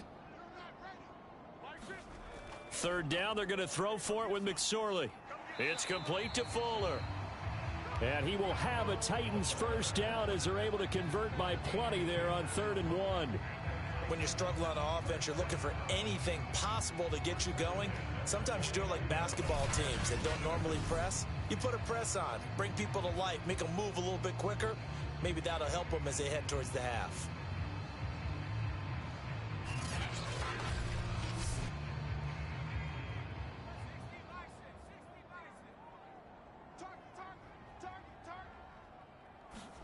Here's McSorley on 1st and 10. Got a man complete. It's Fuller again. And he's able to get this one down to the 40-yard line. This offense finding its legs now. Here's another 1st and 10. They go play action now with McSorley. And he's got the hook up to Moore. And brought down, but not before they're inside the 25. Well, these guys have definitely been outplayed in the first half, but I like their countenance. I like the way that they haven't panicked out there, the way they're carrying themselves. They're starting to move the ball, and what you have to do, maintain your poise and start to put together some drives.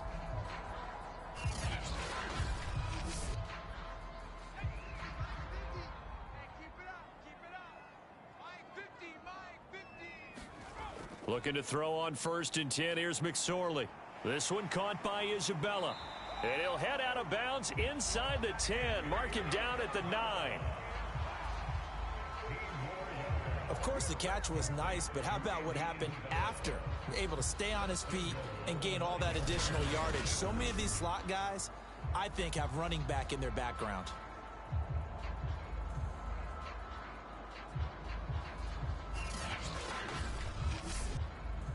The first red zone opportunity for the Titans. They're looking at a 1st and goal from about the 9. McSorley once more looks to throw. And he's going to hook up with his big tight end, complete. And down inside the 10 here before he's out of bounds right around the 7. 3 yards the gain there, second down. I know sometimes we can get fooled when we watch him make catches, as we just saw him do there, because he really looks like a wide receiver the way he goes about his business. Yeah, 230, 240 range. Yeah, not super huge. Maybe not counted on to be that inline point-of-attack blocker that we used to have in the good old. And he's going to be taken down, sacked back around the 18-yard line. Myles Garrett in there to bury him for a loss of 11. Second goal, last thing you need to do is get pushed backwards to take a sack. But he couldn't find anywhere to go with the football, had to eat it, and ended up on the ground.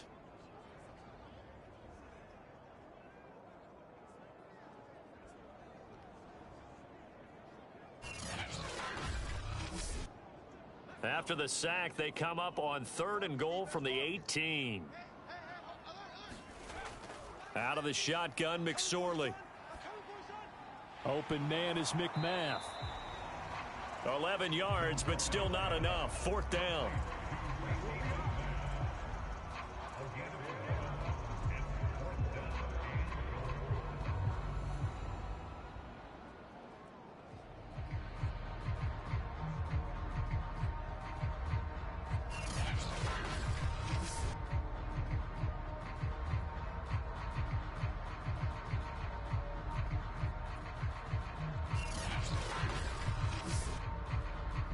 So now the Titans are going to call upon their field goal unit here.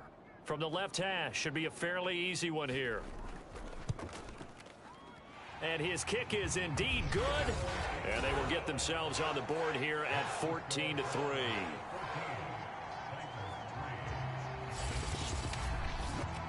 So 3 drives now for this offense, and that field goal gives them their first 3 points. So if you're an offensive coordinator and you're averaging a point a drive, you're in the wrong line of work, aren't you? You got to find a way to unlock the key to these defenses and put some big points on the board. And he'll be stopped up at the 25. With the football going back over now to the Cleveland Browns. And for them, a touchdown their last go-around. Obviously, they'll be hoping to do that again. And when you start plotting for this drive, when you start thinking to yourself, okay, what are we going to do? You don't go away from what you did before because that worked, but you have to be prepared for wrinkles and counters because you know they'll make some adjustments. And the second wave of tacklers is going to get him as they stop him behind the line. Coming up at the half, we remind you that we're going to do what we've done all year. We'll get you down to Jonathan Coachman in Orlando. Coach will have the lowdown of what's going on here in this wild card weekend as we begin the road to the upcoming Super Bowl. The Titans going to use the first of their timeouts. So as they take it over, we step aside. Got an extra defensive back out there for the Titans now here for 3rd down. To throw, Mayfield.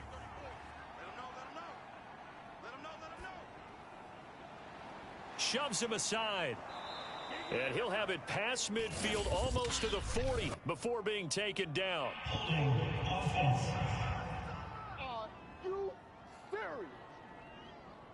And this 3rd down looking very tough after the holding penalty. 3rd and long. Mayfield hands it off to Chubb. And this will not get close to the first down marker as he's brought down at the 26. Now Tennessee going to use the second of their timeouts as they'll head to the sideline and talk over what to do next. On 4th down, the punt team is on as this is sent away. Fielded at about the 28. And that'll be a return of 12 following a very nice punt. And it'll be Titan football. Mike Evans and the rest of the offensive unit heading back out there now. They've got to find a way to get him more involved in this game plan. Down here in the second quarter, he doesn't even have a catch. And don't think they're not hearing about it in the huddle and on the sidelines. And we often think of wide receivers at times being disruptive. It's just that they know their talents and they know the type of plays they can make, and they can make big ones. They want the ball to help their team. Yeah, you got to think he's going to want the ball more. 1 target, no catches. Certainly no settling into the drive there. They came right out on the first play and attacked the middle of the field for a big gainer and a first down.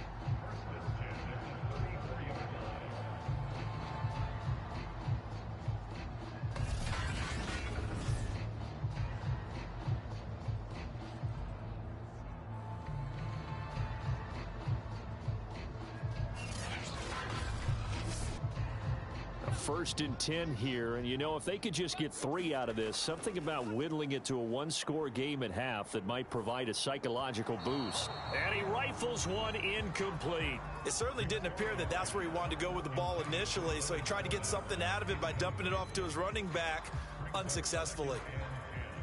So now 2nd and 10 after the incompletion on 1st down. Now McSorley. He's going to fire this thing deep right sideline. And that will be incomplete. Tried to dial up the long one way out there, but it'll be 3rd down. The running back Leonard Fournette, his intended receiver. It'll be McSorley again, and it's 3rd down. A pass underneath for Fournette. Now the Browns will use the first of their 3 timeouts as the clock's going to stop with 47 seconds to go in half number 1.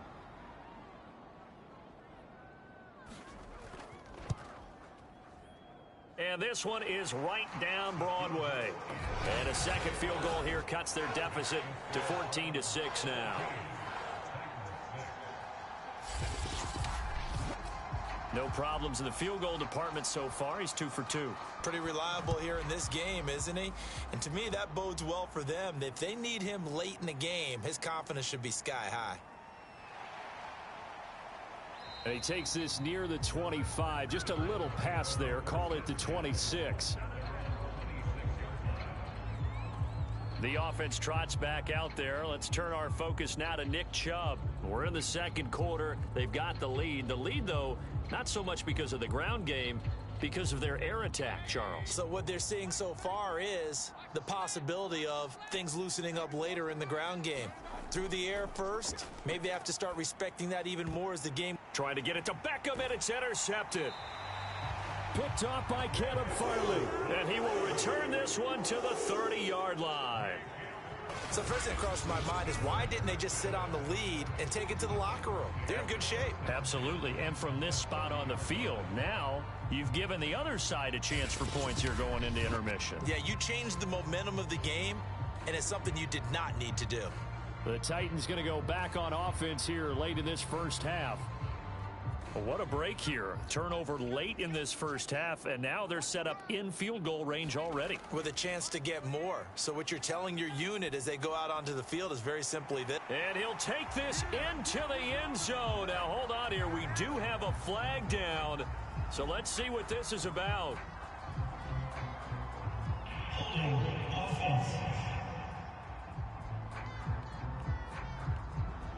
Ouch. Could have been a game-tying touchdown. They'll have to hold on that at least for now. Ouch in a big way. Like ripping the Band-Aid off there. Can they let the sting subside and come back and get it done?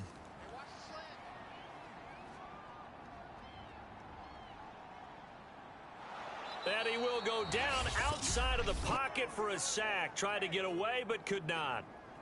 Now the Titans will use their 3rd and final timeout. Throwing on 2nd and long. McSorley dumps it off to Fournette.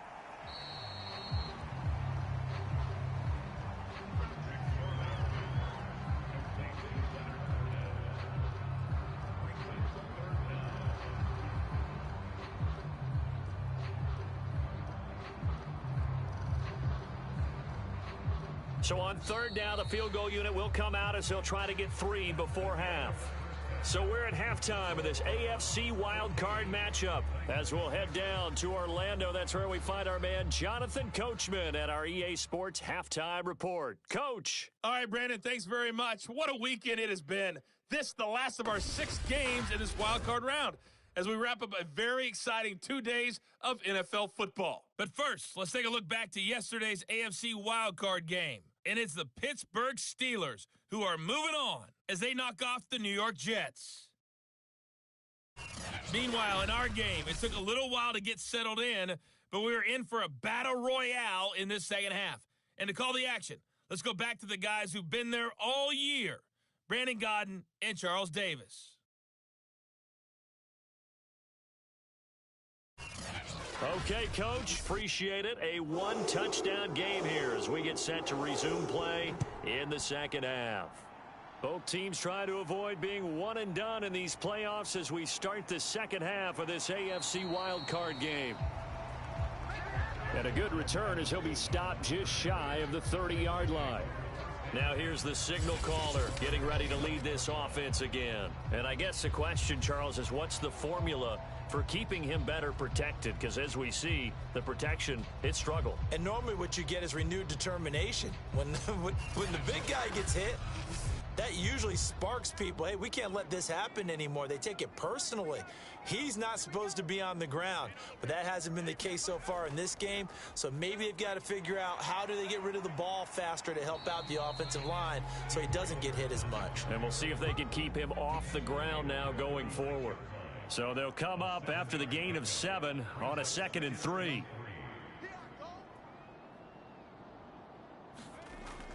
They stay on the ground. Here's Connor again. And the hole closes quickly there. He gets maybe a couple up to the 38.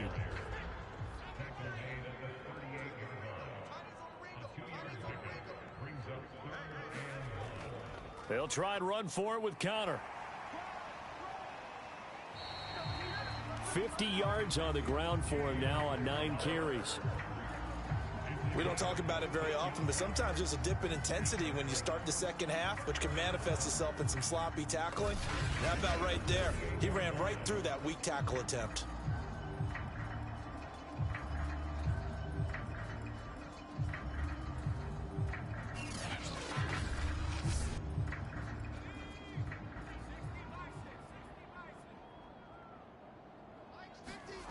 McSorley from the shotgun.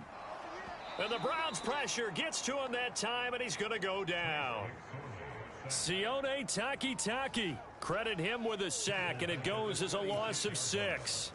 Well, they sent him on the blitz from that linebacker spot, and boy, he got there quickly. He certainly did, and obviously he could have used a block from his running back, but I think you nailed it right there. The defender got into the backfield so fast.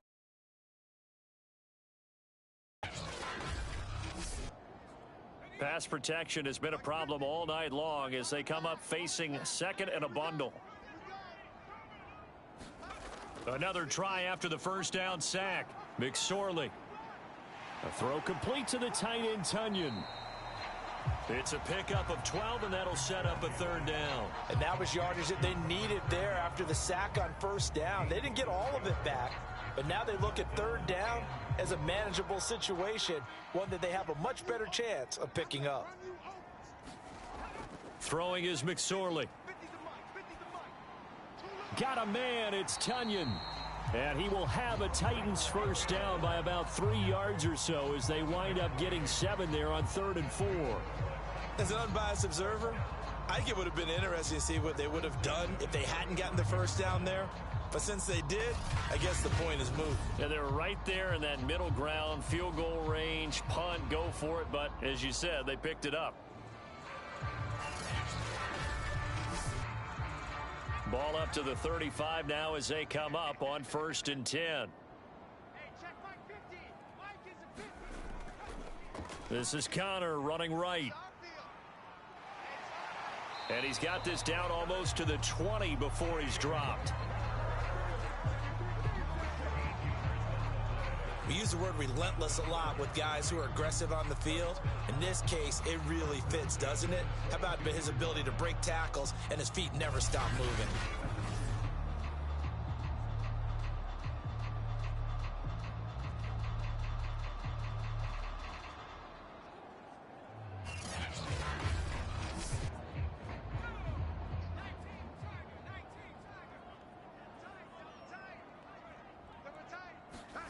McSorley sets to pass. And this is incomplete. You get the sense that they're saying we're not playing up to what we're capable of, and we're deep enough into the game that the early jitters are long gone, that they should now have some sense of continuity and be able to make some of these plays that they have not been doing so far. Going to throw deep for the end zone. And oh, that one going to wind up incomplete. Nearly an interception in the end zone. Probably should have been. 3rd down coming up.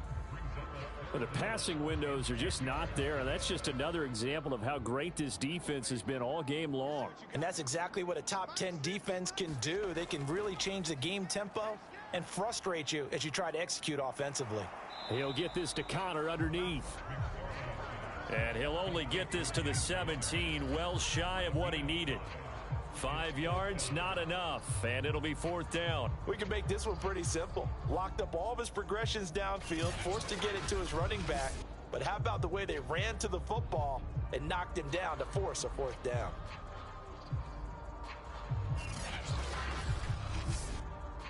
So now the field goal unit trots out there for the 3rd time tonight. From the right hash, just a 34-yard attempt. And his kick is good. And that'll get the lead down to 5.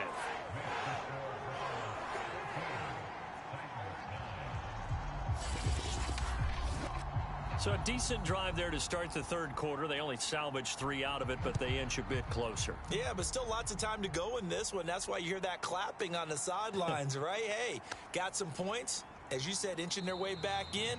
Time left to go out and get that victory. And they'll get him down right around the 25, actually the 26 officially, so a net gain of 1 there. Baker Mayfield leads the offense out for their next possession. And he comes out on the heels of an interception he threw last time they had the ball. Yeah, and you know, the quarterbacks that I know that are the best ones, the ones that really know how to lead their team, they tell them, that's on me. That's my bad. But let's go back out there and move ahead again, guys. We can get this done. One good thing for him, it did only lead to 3 points and not a touchdown after that turnover. Big thanks to the defense. 2 yards the loss, 2nd and 12.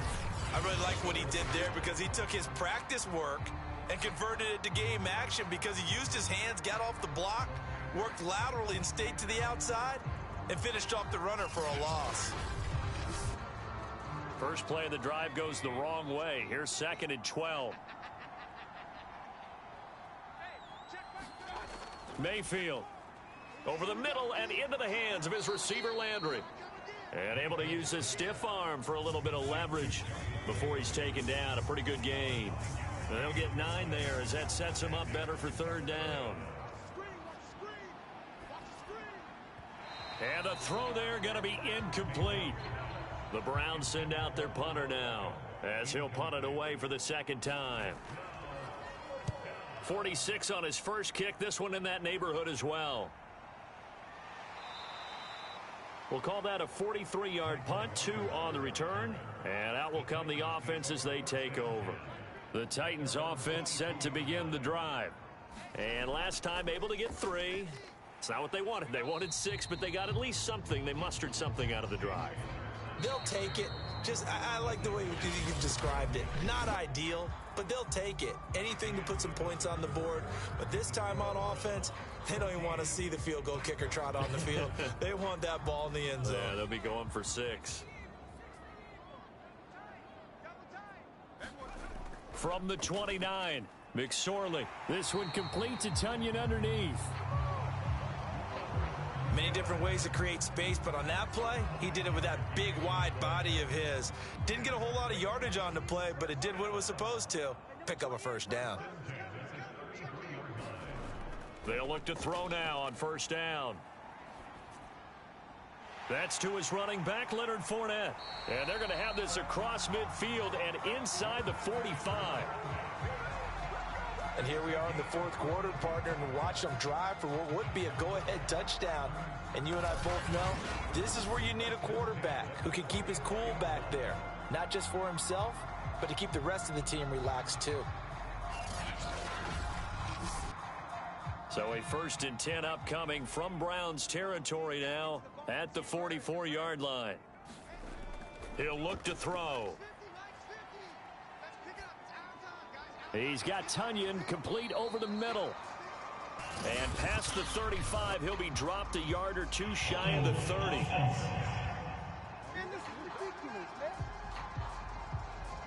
So following the hold, they're in a bit of a hole here with a 1st and 20. Looking to throw. Here's Fuller with a catch. And he is brought down, but not before reaching the 30.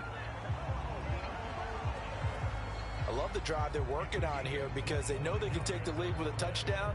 And so far on this drive, so good. They moved the ball down the field with very little resistance defensively, but they better be prepared for some adjustments to come their way now. So 1st and 10 now from the 30. Mike's 50, Mike's 50. Here we go. Again, he'll drop to throw. Got his man complete over the middle. It's Connor. And he's able to get it to the edge of the red zone at the 20-yard line. Now, after the completion, we're going to get a timeout, an injured player. While the training staff works on him, we'll step aside and be right back.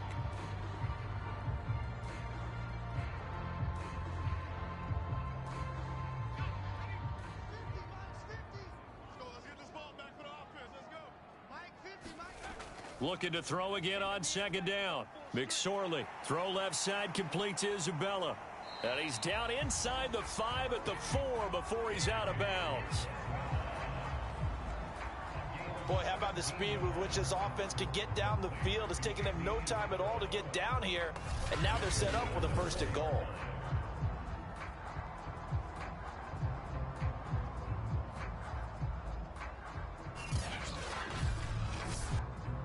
Only way to get the lead here, of course, with a touchdown.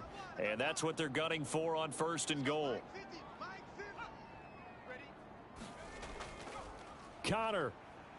And into the end zone for a Tennessee touchdown. James Conner taking it in from 4 yards out. And the Titans have taken the lead. And that touchdown ends a streak, for lack of a better word, of 3 field goals that they put on the board previously. They finally cracked the code. Yeah, they'd been down there. They'd been in enemy territory, as you said. They just hadn't been able to punch it in until that point.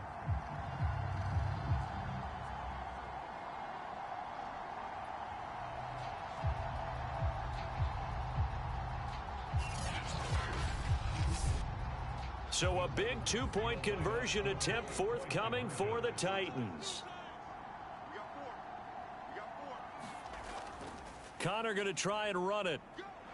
And he'll get into the end zone. So now a field goal would only tie as they've upped their lead to 3.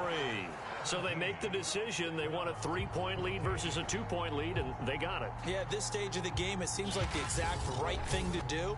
Put a little pressure on your defense, but the biggest thing now is you're making the other team chase you.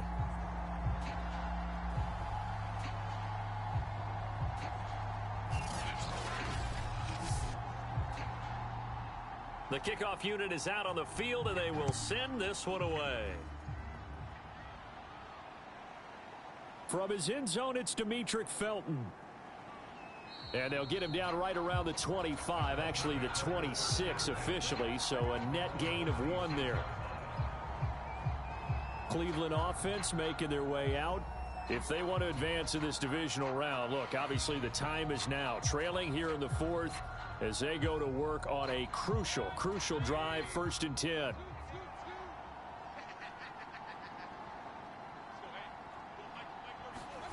Now Mayfield.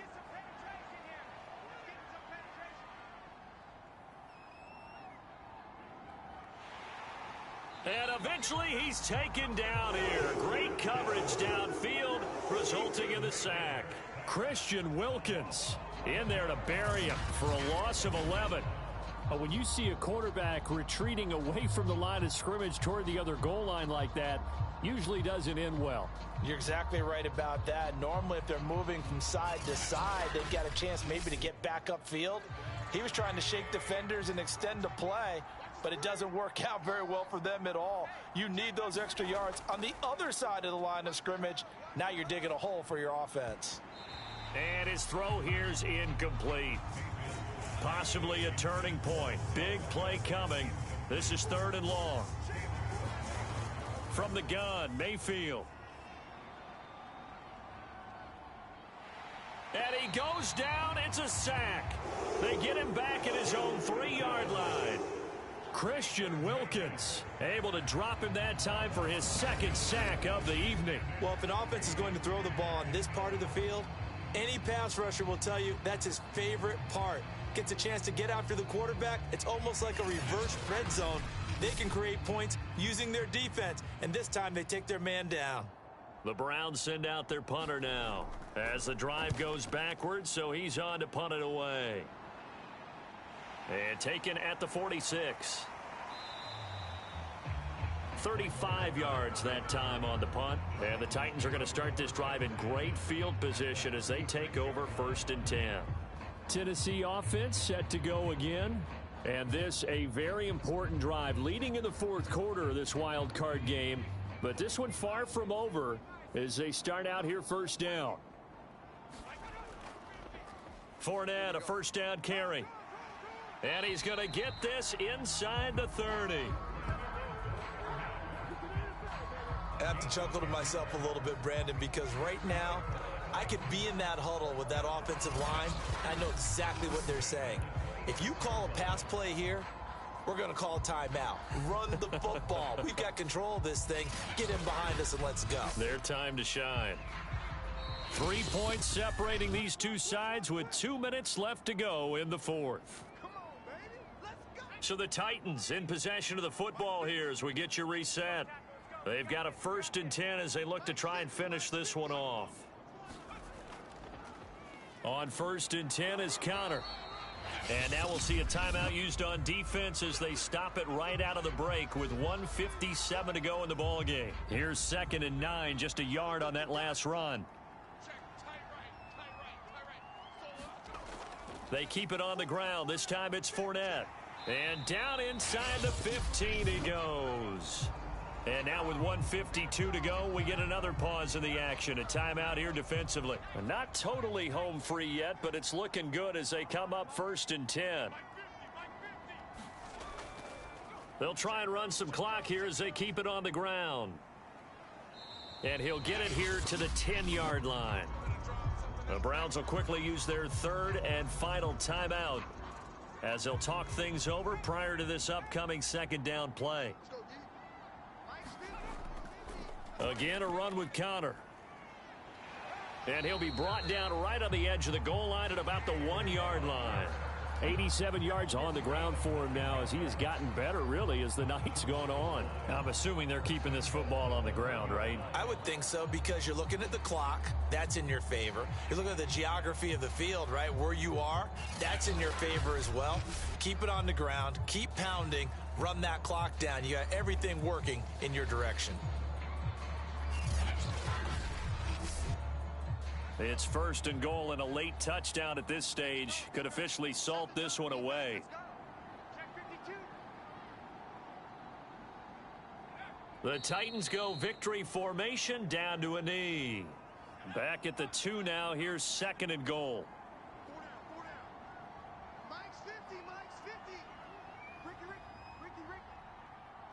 They go down to a knee, and that will do it. They are moving on here in the playoffs.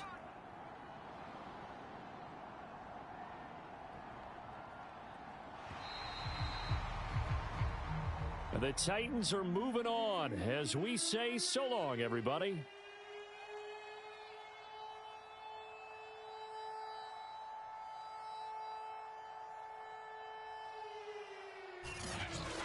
So that's a wrap for Charles Davis. I'm Brandon Gaudin.